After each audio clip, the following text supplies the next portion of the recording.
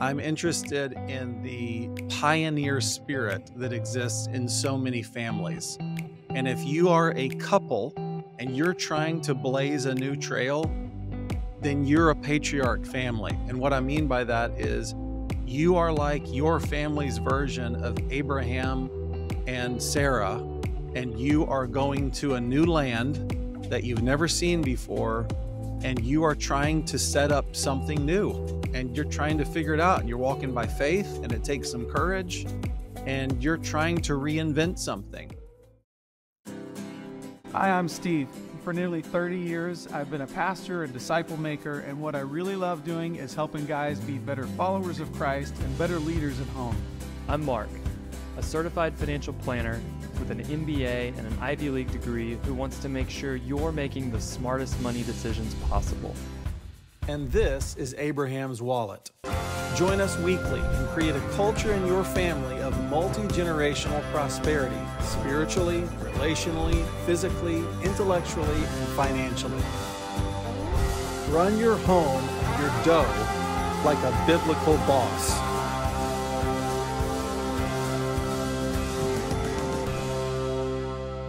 We were in the same physical space like 24 hours ago, That's true.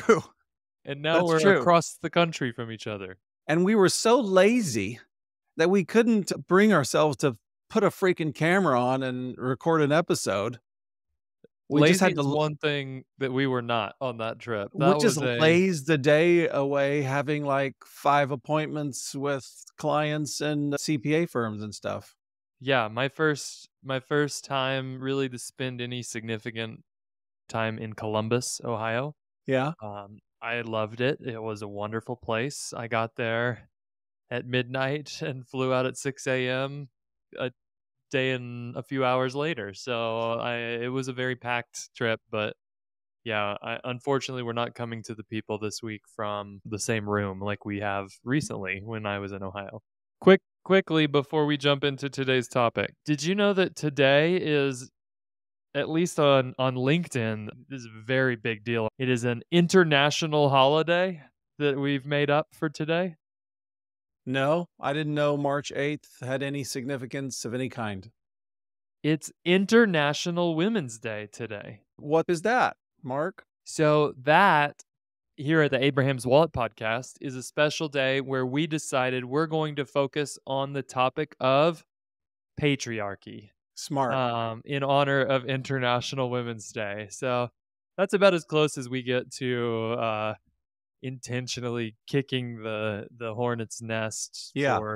for likes and clicks. I'm here with you to talk about something that's very important to the flourishing of women internationally, which is the righteous patriarchy. Yeah, that's right. Heady stuff, International Women's Day. Yeah, so we exist in defiance of it, not because we don't believe in women or that they exist internationally. It's that I'm going to go out on a limb and say there's no International Men's Day. I don't know.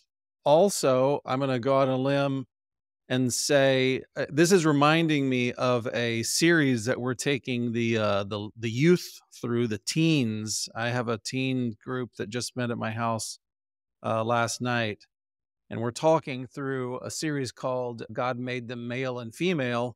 And one question that we have asked is, if God designed a man, for instance, to be a leader, what do you think is a lie that would exist in the culture regarding men as leaders? Well, one would be men can't be leaders.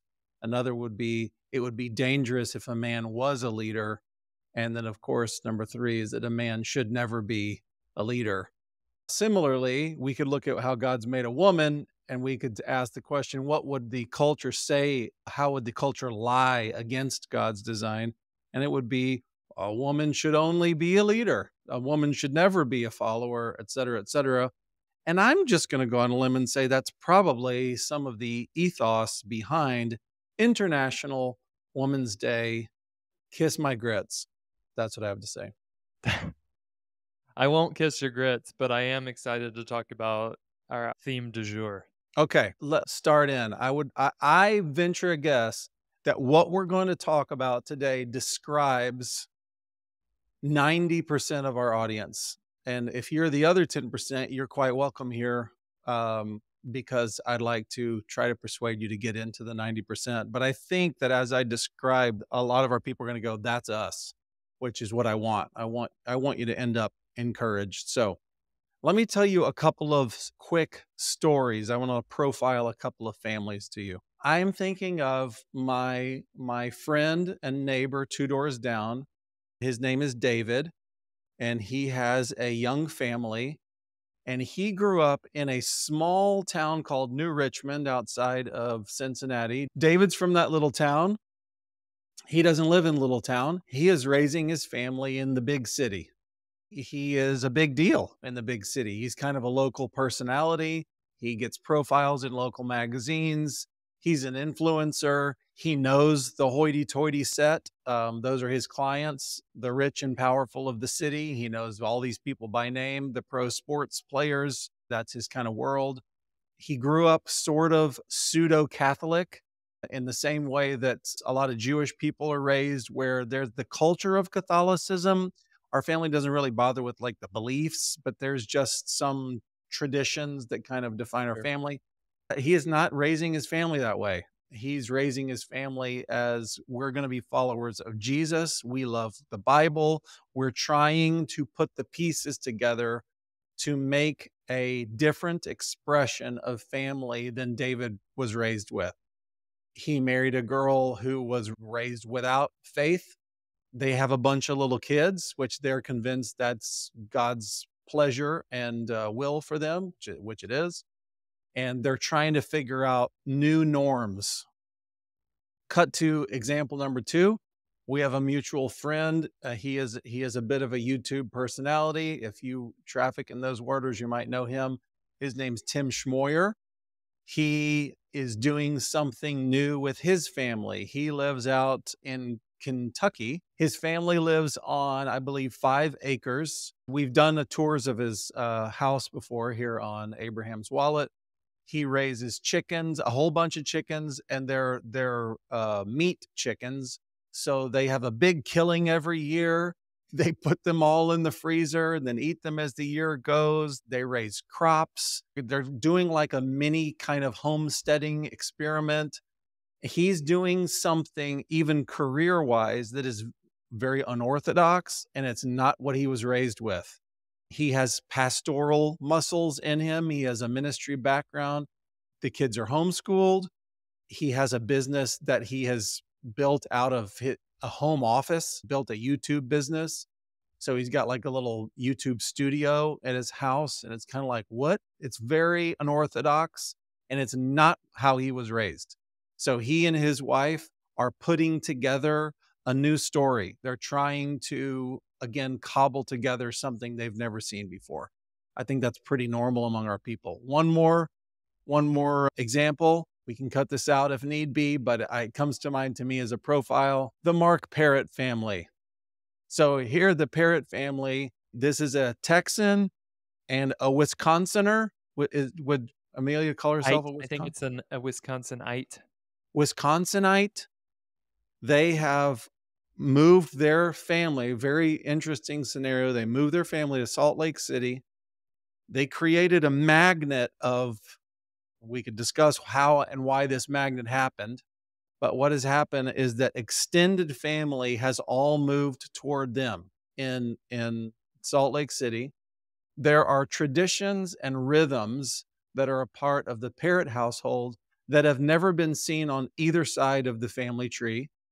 There are values that some of them came from Mark's family, some of them came from Amelia's family, but there is a combination in this family and figuring out specifically rhythms and values that have never been seen before. And so they are, this sounds pejorative, I don't mean it to be, they're cobbling together, they're picking and choosing bits and pieces to put together something that's never existed before. So those are three little profiles of families.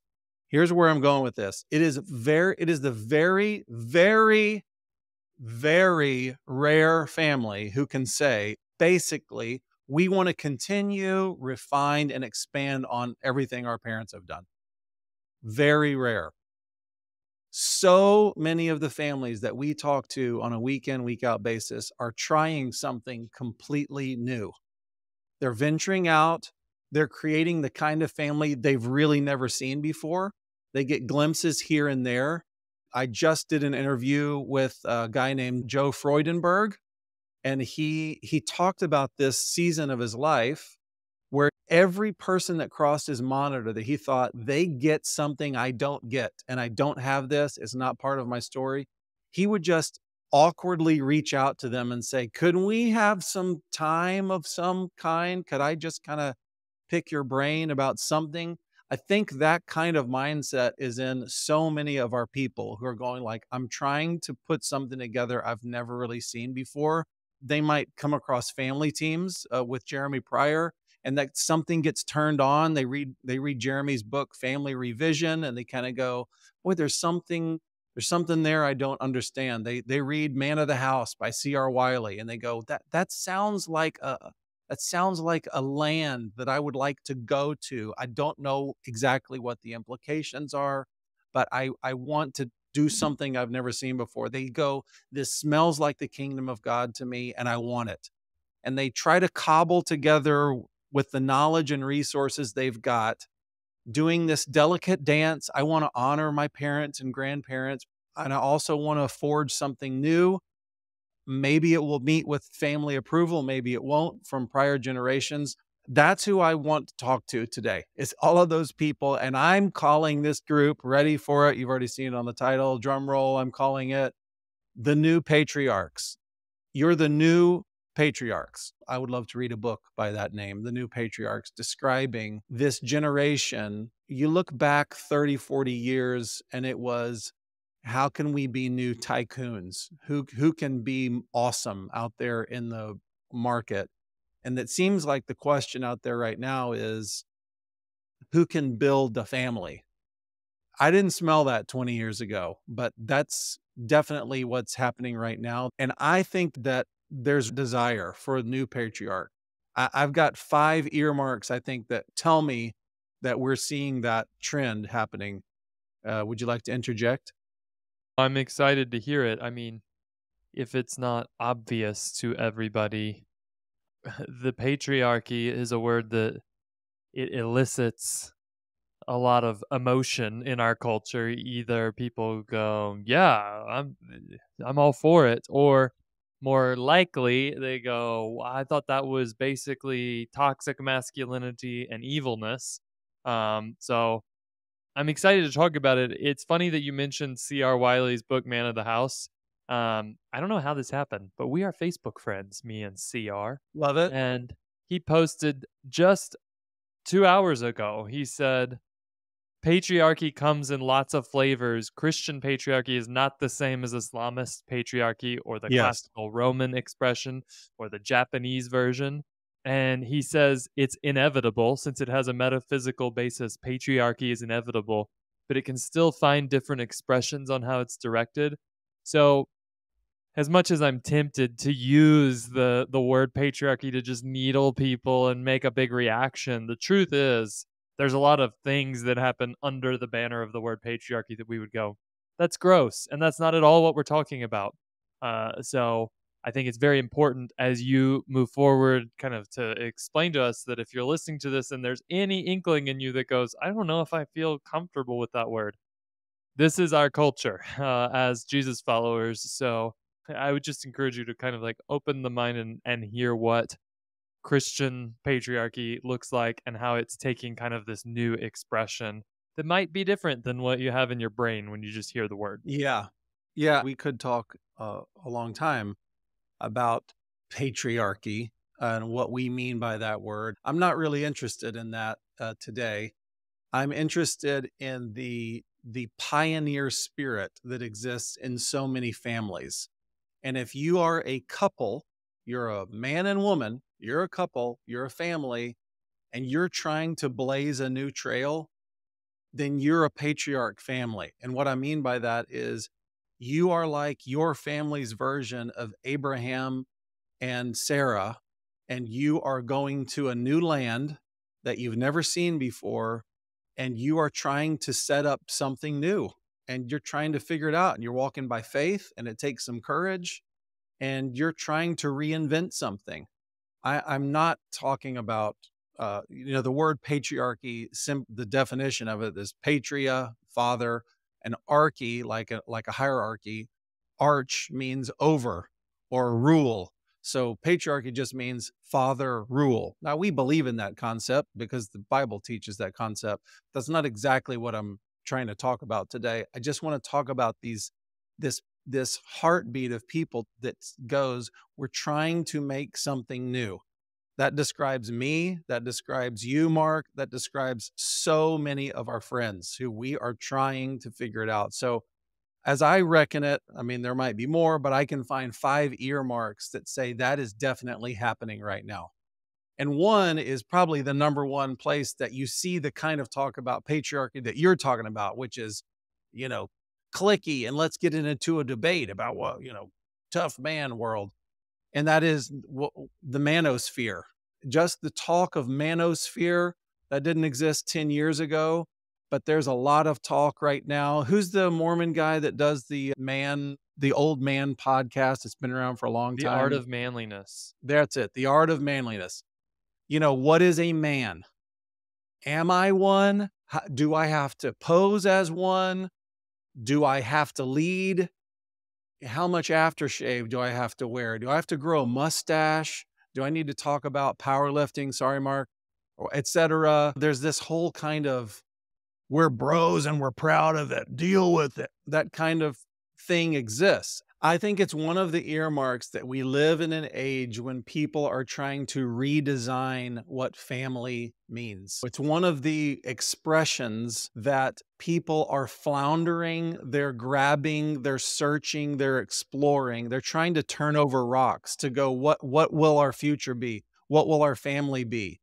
And one of the arenas where there's this kind of struggling, questioning expression is in the subject of what a man is.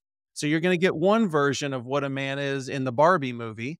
You're going to get another version of what a man is on, I've already forgotten the name of that podcast you just said. The Art of Manliness. Yeah.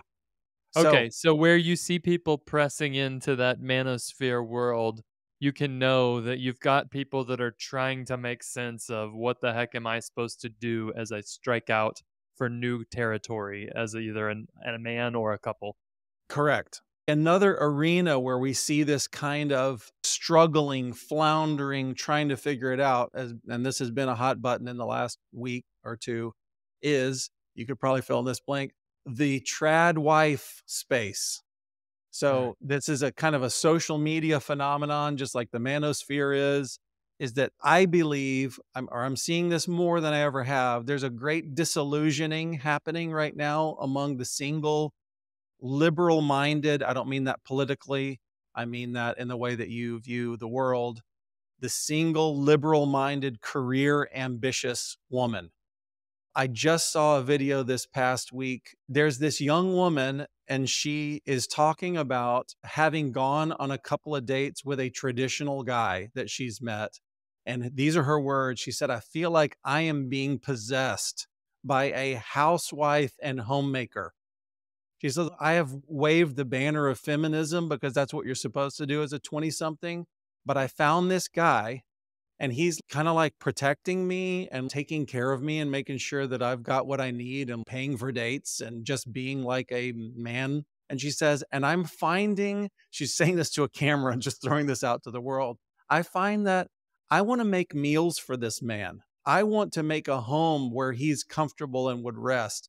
I want to pack his lunch. And then when he comes home, I want supper to be waiting for him. She's like, all of my strident feminist ideologies have gone out the window with me meeting this guy. And she's like, I'm just observing myself, and it's very weird. And I think that's very representative of a generation that's doing the same thing and realizing, wait a second, if my strident, I will work in a cube, I will be in the IT department. They said a woman couldn't do it, but I will. And they go, it ends up, if the picture, if the cartoon of where it ends up, and forgive me if this is offensive, it's just a cartoon of where this ends up, is the obese single lady with short hair who has 3 cats that she refers to as her children. And she has tattoos, and you never know what her sexual orientation is by the way she presents herself. That might not be where I want to end up as a 50-year-old living that life. So I think that disillusionment is there. And I think that people kind of play acting with the trad wife thing. And we're seeing like memes of the 50s housewife and gingham patterns and like old fashioned dresses. And I can bake bread and I want to hang clothes on the line. I know that that is play acting. There's like cosplay there, but we're trying to turn over stones and go, is there something there for me? Because we're trying to reinvent family. Does that sound crazy? I think that's true, and I think the last couple of weeks this has been a hot button because Allie Beth Stuckey, who's super popular on Twitter and YouTube and has her own podcast that's very popular, made some comments about basically it being unnecessary to bake your own bread and be a homesteader to be a godly Christian woman. And then Right. the whole kind of whatever you want to call them, far to the homesteader baking bread crowd jumped down her throat and said, why are you attacking this when there's so much evil? And the truth is, she wasn't attacking that. Just like we're not saying if you want to be a power lifter and do Of jujitsu, course. and that makes you feel like, hey, I'm expressing my masculinity in a healthy way, we're all for it.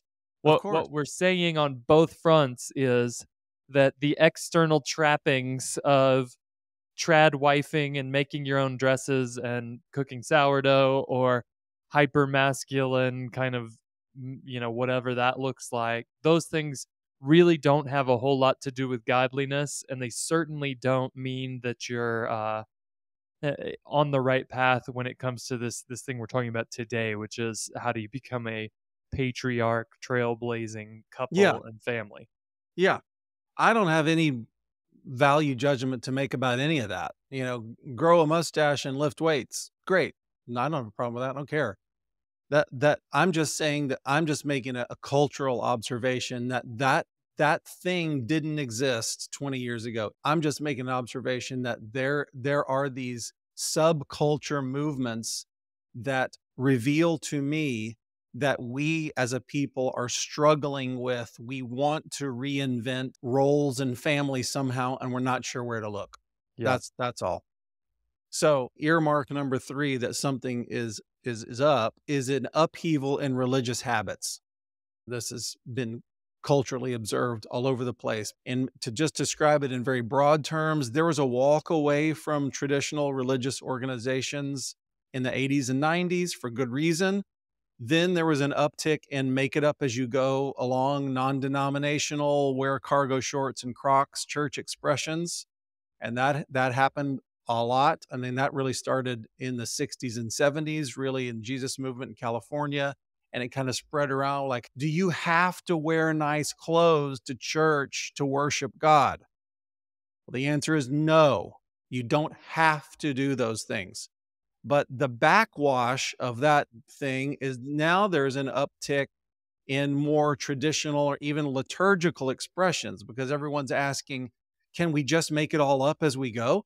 Isn't there something eternal that we're supposed to tap into? Is fad Christianity the best we can do? And so there's this kind of, I think of Rod Dreher as an example of a guy he's been around the block and he has just decided, I'm going to go the most orthodox way I know. And he has said this, I know Orthodox Christianity will be the same 100 years from now as it is right now. I would rather throw myself onto something that's going to be consistent as opposed to who's the latest Saddleback or who's the latest, I don't know, I don't know, Gateway Church or whatever the hip thing is. And then let's just try to keep up with who's got the coolest thing. That's not going to last very long. And so the patterns of religious habits, I think, is another earmark, it's another data point that we are in a rebuilding phase right now, because there's a lot of moving pieces. Number 4, we just talked about this a couple of weeks ago, is there's a revolution in education. The face of our national education is permanently changing before our very eyes. We knew of and eventually met one of the pioneering families who in the 70s and 80s were doing homeschooling, and people thought they were out of their cotton picking minds for them to go, I would like to give a go of teaching my children in my own home about history and science and math and literature. There were people in city council meetings that felt threatened by their existence, went nuts over these people. And now, as I have said, there are huge conferences, there are huge networks of homeschooling, of co-ops, you name every kind of version of education that there can be. Again, I don't have any comment to make on whether that's good or bad. I just know that it means people are reinventing things in this generation that they were not a generation ago, and that I grew up going to a little Christian school for a few years. Then I went to public school from 6th grade until I graduated college. I was in public schools, state schools, and On the my cheerleading team. on the cheerleading team. I mean, way in, down in the deep end of the public school system. We'll have to talk about that some other time, but go ahead. And my children have never darkened the doors of a public school, and they never will. It's not going to happen. Uh, we're just in a different place. There's a reinvention happening. Number 5 is just the kind of entrepreneur movement. There's a kind of cartoon of being your own boss. It's just that the allure of climbing the corporate ladder, being a company man, the company will tell me, honey, I've got to work this weekend. The boss told me I had to. Why, honey? Oh, we're at the end of the quarter and the sales goals have to be met. Oh, okay. Well, whatever we have to do. I mean, they put a roof over our heads. That allure is going away. It's losing its shine. And it's now being seen more as an empty ambition compared to the greatness of building a family that's intertwined with your business interests. So people are, I know I'm talking in very broad terms, it seems like people are taking back their working lives, and they largely want those under their own roofs again. Again, I will describe Tim Schmoyer and even yourself as examples of this, where I'm not going to go out and punch in out there. I want my work life to benefit and bless and accentuate our family rhythms, and I don't want to have to bend my family rhythms around that thing. So again, no comments on any of those, no value judgments. I just see those 5 things as huge shifting tectonic plates that tell me something significant is happening with the way that we see family. Thoughts? My thought, Steve, is that as you describe all 5 of those, and I'm somebody who I think I'm going to agree with what you say. Here's what the biblical sort of narrative is pointing us towards as our calling. Um, all 5 of those, I'm like, yes, I feel that, and I feel the next thing, and I feel the pull in between. Should I go get a job that pays me a reliable, safe income, or should I be an entrepreneur that's like potentially super beneficial to the family, but also tons of risk? And is that even the smart thing? So like every single one of those areas, I feel sort of tug of war internally, and I'm somebody who is maybe, I think, going to be on the other side of what you say. You sort of the one of the solutions to all this tension is. So if I was just out there floating in the froth, wondering, well, what am I supposed to do with myself as a man, or if I'm married, young married, and I'm saying, what are we supposed to do if we want to lead a godly family? I would imagine that the pressure and maybe even uncertainty created by a lot of those forces you just described is huge. what are we supposed to do with all those pressures? Yeah, I mean, you're right. They're there, and there's no getting away from them. And I'm not trying to affect any of those trends. I'm neither for nor against them. I might have some opinions about them, but I just know that it's in the zeitgeist, and I want our people equipped to deal with the problems in front of them.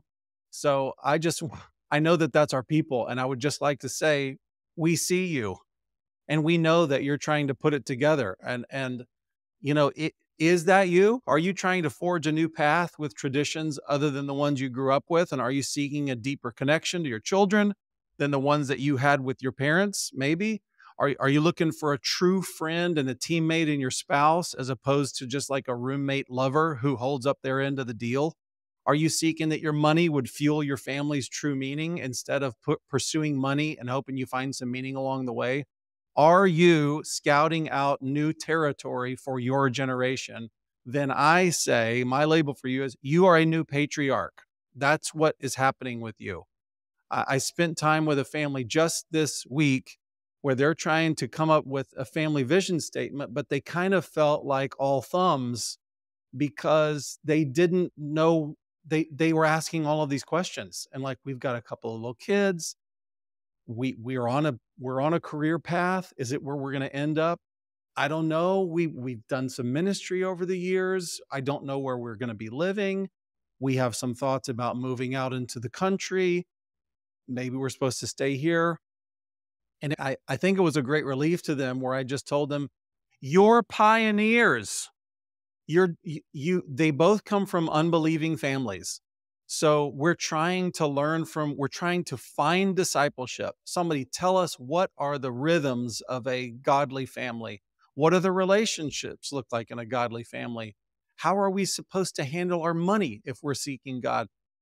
Definitely new questions that they have not gotten answers from their families of origin. I'm just sort of waving a flag going like, we get you. I'm cheerleading you. And we want to help those people who are trying to put that stuff together. I hope that we're a resource. So um, I know that we don't have a lot of time left. I simply have four little pieces of advice if you're in that space. And I'm excited about what you're doing. I know it's rough terrain. It's hard plowing. And it's very exciting to me how much bold pioneering I see from young families. Yeah, I'm excited to hear the 4 points. You know, when you say pioneer, you're pioneers.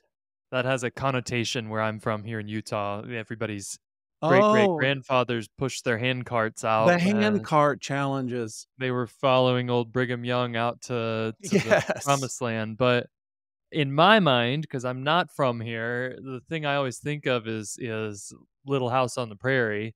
And, you know, you're talking True. about a pioneering family, and then you mentioned my family, and you mentioned Tim's family and some of these other families. And one thing that I think people don't realize when they're facing these decision points early on is when you're a pioneer, you make some decisions, you move forward, and then sometimes it doesn't rain for 18 months and you have to pack everything back into the covered wagon and leave the spot you Fact. went. So it's not like, well, Mark, you were in this place and then you figured it out. It's like there's just more of a mentality and a spirit behind we're going to press into unknown places That's right. as a family. I even tell my kids, like, some of what you see us doing, we pray that you would pick up and it would be a part of your culture and your family. But we are excited to know what are the new things that you're going to be doing with your husband someday that we haven't ever thought of. And we're going to follow you into those things someday. So, That's right. anyways, I just don't want it to sound like anybody, you, me, any of the families you mentioned. I know all of them have a long list of wins and a long list of that was an absolute, we had to turn around and walk right back where we came from. You are walking me right into my first piece of advice. I'm going to give you 5 pieces of advice, and here's Oh, the it's first 5 now. one. You Pardon? added 1. You added 1. It was 4 a second ago. Oh, was it? Oh, I do. You're right. I couldn't see it. It was on the next page of notes. It's 4. It's 4. Okay. Number 1, just embrace the pioneer spirit and try stuff for goodness sake. And you're not going to know if something works if you don't try it. Thomas Edison said that I didn't fail, I just learned all the ways it wouldn't work. And that's a great way to see even career decisions that you make. Our friends, the Pattersons, he's a lawyer here in town, and they did what they thought they should do when he got the lawyer gig and the income went up. They moved out to Mason, Ohio, and bought the big house on the, I don't know, 3/4 of an acre or something. And they lived out there for 2 years, 3 years, started to have kids, and thought, what are we doing out here? We went to like the new part of town where all the trees are small because that seems like the smart thing to do. They're like, but this isn't where our people are. We shouldn't be here. And they learned, oh, we've got to move back where our people are. That's where the life is. And they learned through making that mistake. It's okay. And a pioneer has to try stuff. So you have to be bold with your time. We just did an episode recently on spring break and all the kind of non-traditional things you could do with your spring break. If you wanted to build adventurous, resilient kids, you could plan something for your spring break, which is a backpacking trip across a national park that you know is going to be difficult. Well, that's not a very traditional thing to do. Yeah, but if you're a pioneer, you got to try things like that. Justin Wolfenberg has decided to take a, wait for it, cross country bike trip with his whole family, including all the kids, riding bikes across the country. Okay, that sounds super pioneering to me. So just do bold things with your time. Do bold things with your space. I think of the Wolfenbergs again. We did a tent tour with them. They moved into a house that needed to be completely renovated. So I think they lived in like 2 or 3 rooms while they started working on this house. And their oldest son, Henry, lived in a tent in the backyard for a year throughout Cincinnati winter. Had Justin ever seen that from his traditional family of origin? No, he had not. They were doing bold things. They were experimenting. Yeah. One thing that when I was developing software at companies that I just preached and preached and preached is there was this old way of doing software development back in the 80s and 90s when that was kind of a new thing, and it was called waterfall, and they would spend all their time and collect all the requirements from the business stakeholders and things like that, and they'd have everything built, and then they go, okay, let's put our heads down and let's build this for the next year, 2 years, 3 years. We're going to, in some cases, invest millions of dollars in this thing, and then we'll release it and it will solve the problems. And that, whatever years down the line, is when you found out that what you built was useless. Uh, And instead, my mantra had become, we want to spend the minimum amount of time and money to prove that the ideas we have about what will work are wrong. yeah. So if you think about it that way, now this doesn't always apply, but often it's helpful to go, we think we're a family that just thrives on adventure. Our purpose is all about adventure and challenge. And you just talked about the Wolfenberg family. Well, understanding if that's true about you by taking a year off, quitting your job, and putting everyone on bicycles, probably not the best first step into that True. territory. Okay, that's fair. That's fair. So I like what you said, which is just think of experiments. Just step forward and have a bias for action. We've talked about that before, but have a bias for doing things, and Yes. then feel freedom to say, yeah, we thought this was us and it's not. That's Right. part of the pioneering thing, and there's no shame in it. You're not supposed to have the next 50 years mapped out. You're just supposed to push forward. That's right. You and I both like Sukkot. I tried that out with some friends. It's a Jewish festival. I'm not a Jew. I don't have to do these festivals. I saw it engaging a family in spiritual content. Tried it out with my family. Easy experiment, and found out this is a winner. And so we keep doing it. Those are the kind of things you should just default to. Well, let's try it. You should do bold things with your money. Have a year of saving dangerously. This is kind of the Mr. Money Mustache idea. Just have a year of saving dangerously and go, let's just set ourselves up that we're not the 28-year-old couple that's, wringing their hands. Are we going to be able to make ends meet this next year? We're not going to worry about that because we're going to save a lot and for 1 year, and it's going to be an experiment. And then what do we do? I don't know. Just do a bold thing. My parents would never have done that. We're not talking about your parents. We're talking about what you guys are trying to build. Another thing that comes to mind, because it's so top of mind right now, is that we have given the people at AWHQ, Abraham's Wallet headquarters, we've given them the prototype of a study that I'm trying to finish right now, which is about financial transparency. The idea being, I would like to have a group of men that know me all the way. They know how much money I earn. They know how much money I invest. They know where my giving goes. And we're able to sharpen each other because we have, without judgment, made ourselves transparent to each other. That's a kind of a bold experiment that I guarantee boomers or Xers weren't doing 30 years ago, and probably your parents never did anything like that.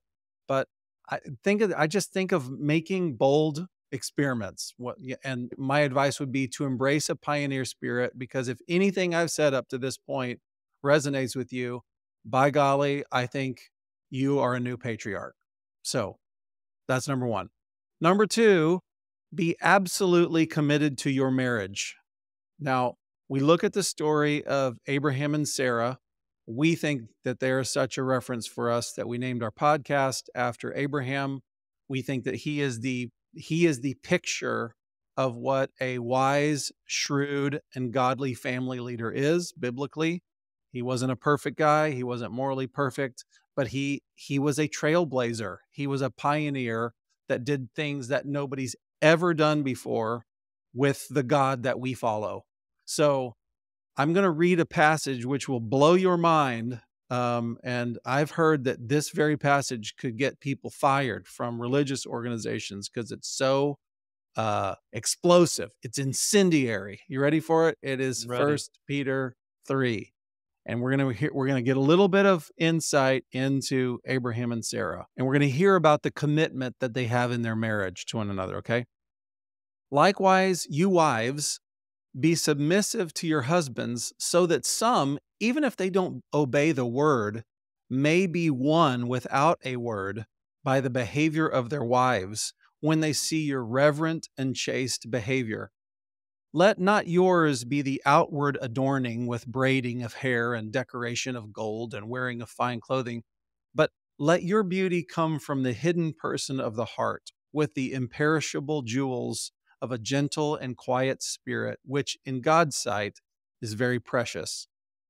So it was the holy women of old who hoped in God used to adorn themselves. That is, how they make themselves beautiful. They did this inward thing. And they were submissive to their husbands, even as Sarah obeyed Abraham, even calling him Lord. So she referred to him as if she were a slave on his property and referred to him as Lord. All the alarm. International Women's Day, you say, Mark? Is that right? And you are now her children if you do right, and let nothing terrify you. Likewise, you husbands, live considerately with your wives, bestowing honor on the woman as the weaker sex, since you are joint heirs of the grace of life. What a great phrase to describe a marriage. Joint heirs of the grace of life, in order, fellas, that your prayers might not be hindered. The insinuation being, if there is sin between you and the way that you treat your wife, there will be static on the line with you trying to deal with God, which is a very fearsome kind of idea. But this passage, this 1 Peter 3 passage, there is a reference to Abraham and Sarah, their relationship, and there is this deep commitment to one another that is scary even for us to listen to, because it's so profound how much they were committed to one another. And I'm here to tell you that if you want to be a pioneer and you want to build a new version of family, outside of your commitment to God and His Word, we just said this very recently, your number one commitment must be to your spouse. Come hell or high water, my spouse is going to prosper. They're going to feel defended and supported by me, and we are going to be a team no matter what. That has to be your mindset if you intend to be a pioneer. I know guys who they know that they're reinventing what family looks like, and they rather leave their women in the dust. And they tell their women, keep up, chick, because I'm making something that's going to be awesome, and God's going to love it. And I'm here to tell you, God doesn't love that attitude, and you are creating decades of trouble for yourself by not making your first priority your wife, and then along with her as a joint heir, building this new version of family. Okay. Number 3, I've only got 4 pieces of advice. The first one is that you just embrace the pioneer spirit, just experiment. Number 2, be absolutely committed to your marriage. Number 3 might not seem obvious to you, but I'm just giving you a little wisdom. Strategically determine your rhythms, the rhythms of your household. Now, these are things that you can experiment at, but you're going to land on some things. You go, this works. So think about how a week should work in your home. Think about what your annual rhythms should be. This is one of the reasons we believe in this so fundamentally. It's one of the reasons that we furnish anybody that follows us with a goals summit guide. Is we want you to go away, and with your wife, we want you to consider what a week and what a year would look like, and what are our goals? What do we want to have accomplished in any given year? We walk through 5 capitals. I won't go into that right now, but you should be decided that you're going to build a year. And I know that there's experimentation in any given year, and can even be experimentation every week, but be strategic about the rhythms that you create. I mentioned Sukkot. So in our family, we have just decided that Passover is going to be a tent pole in the spring, and Sukkot is going to be a tent pole in the fall. And we build things around that. And we experimented. Please hear me say again, we experimented with that for over years. And then we just decided this is so precious, we're not willing to let these go. And at this stage of the game, they have become fundamental, rock solid traditions that our children know is part of the culture of our family. And we have to strategize our year around those things. So they have become habit. Lodo Feb is one of those things that we experimented with a while. We tried it on. Gosh, I think there's so much value in this, both for our finances and for our hearts. We want to keep doing this. And so I am just encouraging everybody, think through 1 week's time and then build some strategies about it. We did that even with something like, I wanted to experiment with reading the Bible every night at dinner. Have a Bible sitting on the dinner table, and when we have dinner, I'm going to read a Bible passage. Pretty simple idea. We experimented with a while. There's so much fruit in this. This is just going to become part of our rhythms. So, number 3, strategically determine the rhythms of your household. Yeah, Jeremy Pryor talks all the time about one of the tenets of kind of families that are doing this is they pursue rhythms over goals. We are actually really big fans of goals. We think those are important too. But the cool thing about rhythms, like you said, is that you get to do them over and over, whether it's annually or in many cases weekly, like Sabbath. Well, we try to refine our Sabbath all the time and go, did that feel good or did it suck? Yes. And if it was not good, let's throw it out and try something different. So kind of blends with number 1, but I agree. Absolutely. The last thing for you new patriarchs is I really believe that when you land on something, anything, my story is I was kind of raised a Sunday Baptist, meaning like I was a Baptist and Sundays were church day. I wouldn't say that there was anything really more special about Sundays than that. And we experimented exactly with what Mark's talking about, the idea of keeping the Sabbath holy. Well, what does that mean exactly? And when to study, what does the Bible say about the Sabbath? And when we came to that realization after experimenting and realizing we want this to be part of our rhythms, then we go to number 4, which is my number 4 thing is when you land on something, talk it up. Talk it up. Train your children in these things.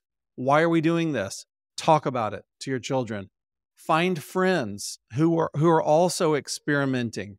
I can't tell you how much joy and comfort it gives me to be sharing notes with people as I go.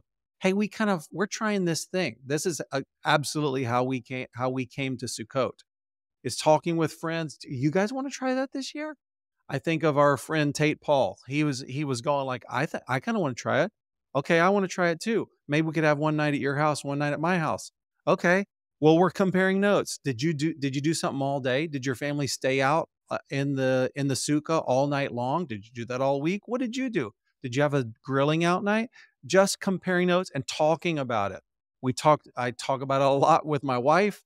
We're training our children in it. I'm talking with friends about it. And I would even say, start taking notes to record it for future generations. This is something that we believe in. Here's why we did this. Again, guys, you're the new Abraham and Sarah for your family. I said this to the family I'm referring to this week, where I said, the decisions you make, you are setting precedents that your great great grandchildren, even if they have forgotten your names, they are going to be walking in the channels that you're creating right now. It really matters what your values are. They will be passed down to your children, whether you talk about them or not, actually, because who we are outweighs all of the content that you want to put together. It even outweighs, I could tell you that the way that you live probably outweighs the Bible in their minds. So if you want to underline the Bible and make it a value, well, it will be valuable to your children. But if you poo poo the scriptures, even though there's a Bible in your house, well, your children won't think much of the Bible either, because your life outweighs it. So talk about these things with your spouse, your kids, your friends, and even consider, how do we pass these things down to the next generations? That's why we talk about, put your vision on your walls. Just come on. We gotta trumpet that this is who we've decided that we're going to be. This is why we believe in that family vision statement idea. We are pioneers. We know that. So let's make our tracks very clear to those who come behind us. And I just want to reiterate it before we go, that part of that passing it on process is passing on the expectation to your kids that we are making changes here, and we are expecting you to continue Yeah. in all of these things. So we expect you to continue experimenting, and there's rhythms that I'm like, man, I really hope that if we've done our jobs, the rhythm of Sabbath is something that passes on to my kids. But exactly how that looks and the specific like schedules for how they do that and things like that is all up for, let's make it work and benefit your family. And I think one thing you didn't talk about, Steve, is that the when people say the word patriarch, I imagine that they envision some old dude kind of on his family throne, and Right. You're all the right. little ones and adults and even 50-year-old guys are walking up to him like, "Oh, you're the leader." But one of the things that's really important for this to work multi-generationally and not just be you started some new things in your little nuclear family is to prepare yourself and your future generations that it's not going to be when I'm 95 and can no longer walk to the bathroom. That's not when I'm going to start looking to you to take the torch and push and lead forward. I'm going to start doing that much much earlier in life. And we've talked about that on this podcast before, but nobody cares when great grandpa hands over the business and says, "It's time for you to inherit the family business," and everybody's at like 58 looking at him going, "We've already built our own lives. I'm sorry." So Right. preparing your kids and yourself to follow the lead of future generations is a part of doing this well. And we are already always talking that way with our kids, like, you're going to lead us before you know it. So let's do this as a family. And it helps us pull them into this kind of pioneering new territory mentality, is the idea that I know it sounds like it's forever away when you're 30 and have some kids, but Yeah. it's going to happen real soon. And here's how we want to fit into that and even expect you to start pushing forward into places we couldn't have imagined. Just one last piece of encouragement before you go. I just know that it can feel like we don't know where we're going and we don't know where this ends up. We know that we know we don't want to be, and we're trying to take the best of from the people that we run across. I know all of that uncertainty. I get it. And I just want to bless you with this little promise from Proverbs chapter 4. Trust in the Lord with all your heart, and don't lean on your own understanding. In all your ways, submit to him, and he will make your path straight. And I want you to know that if you're bold and you take experiments and you're trying to, God, we're trying to raise a family that's who you designed us to be in the way that you want us to go. I believe, however wandering it may feel to you, and however you feel like we're floundering and searching, I believe that when you look behind you, it's going to be so clear that the Lord led us all of this way, that he was telling a straight story through us, even though it feels like we're veering all around with regards to the future. Trust in the Lord. In all your ways, submit to him, and he will make your path straight. So keep after it, guys. We're rooting for you. We know that this is the job that we're all trying to do, and we're going to try to help you best we can on your way. Hey, if you liked this content, be sure to like it and subscribe and share it with somebody. And remember, no matter how you're doing and leading your family, God's love for you is huge, and his grace is